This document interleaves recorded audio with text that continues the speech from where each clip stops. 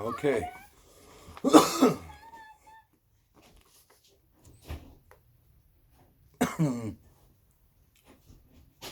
Srimad Bhagavatam, First Canto, Chapters 1 through 8, by His Divine Grace, A.C.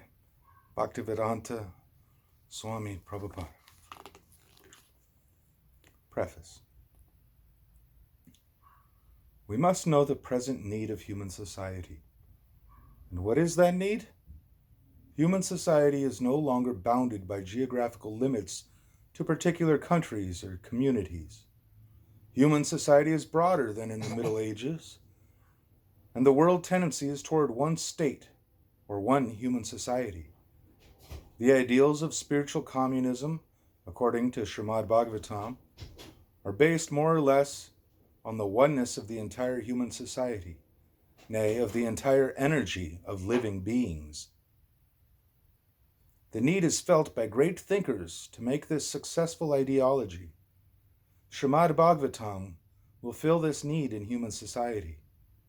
It begins, therefore, with the aphorism of Vedanta philosophy, Jamari Asyayita, to establish the ideal of a common cause. Human society at the present moment is not in the darkness of oblivion.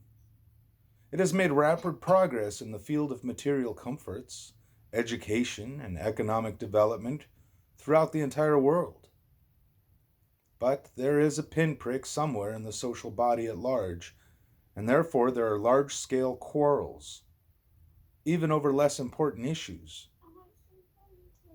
There is need of a clue as to how humanity can become one in peace, friendship, and prosperity with a common cause.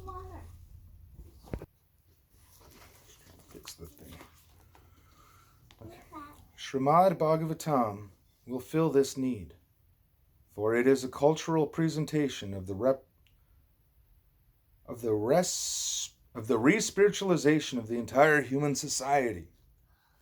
Srimad Bhagavatam should be introduced also in the schools and colleges, for it is recommended by the great student devotee Prahlada Maharaj in order to change the demonic face of society.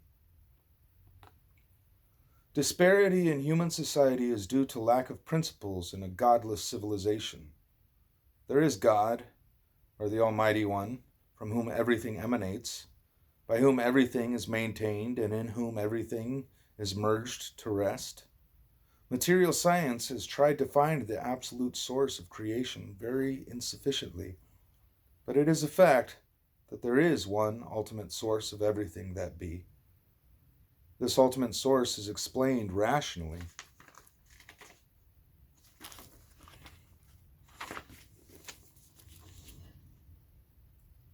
And authoritatively in the beautiful Bhagavatam or Srimad Bhagavatam. Srimad Bhagavatam is the transcendental science not only for knowing the ultimate source of everything, but also for knowing our relation with Him and our duty toward perfection of the human society on the basis of this perfect knowledge. It is powerful reading matter in the Sanskrit language, and it is now rendered into English elaborately, so that simply by a careful reading one will know God perfectly well. So much so that the reader will be sufficiently educated to defend himself from the onslaught of atheists. Over and above this, the reader will be able to convert others to accepting God as a concrete principle. Srimad Bhagavatam begins with the definition of the ultimate source. It is a bona fide commentary on the Vedanta Sutra by the same author, Srila Vyasadeva, and gradually it develops into 9 canons up to the highest state of God realization. The only qualification one needs to study this great book of transcendental knowledge is to proceed step by step, cautiously, and not jump forward haphazardly as with an ordinary book. It should be gone through chapter by chapter, one after the other. The reading matter is so arranged with its original Sanskrit text, its English transliteration, synonyms, translation, and purports, so that one is sure to become a God-realized soul at the end of finishing the first 9 cantos.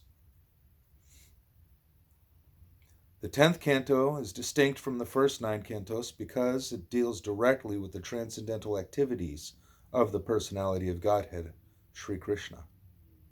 One will be unable to capture the effects of the 10th canto without going through the first 9 cantos.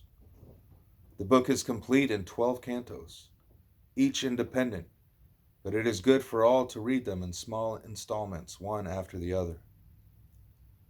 I must admit my frailties in presenting Srimad Bhagavatam, but still I am hopeful of its good reception by the thinkers and leaders of society on the strength of the following statement of Srimad Bhagavatam.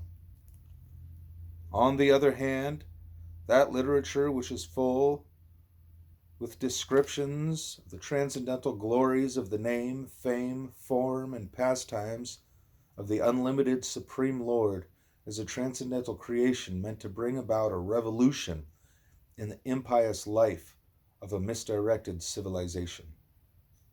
Such transcendental literatures, even though irregularly composed, are heard, sung, and accepted by purified men who are thoroughly honest.